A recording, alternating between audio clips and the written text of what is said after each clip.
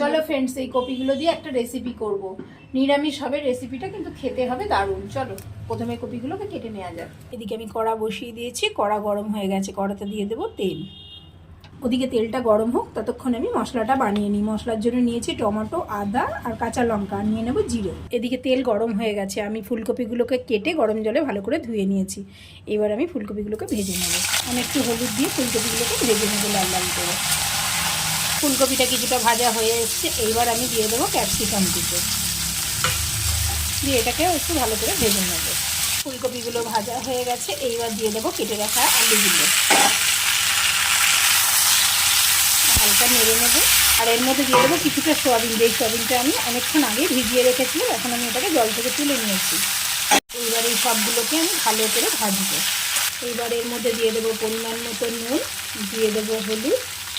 এইবার আমি দিয়ে দেবো করে রাখা মশলাটা। মশলাটা দিয়ে এটাকে আমি ভালো করে কষে নেব।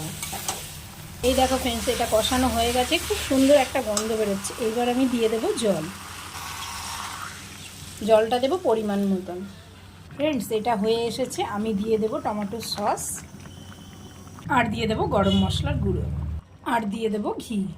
এই দেখো ফ্রেন্ডস, তৈরি আমার নিরামিষ ফুলকপি, সয়া আর আলুর রসা। এটা খেতে কিন্তু খুব সুন্দর হয়। তোমরা এইভাবে বাড়িতে ট্রাই করো, আশা করি তোমাদের খুব ভালো লাগবে।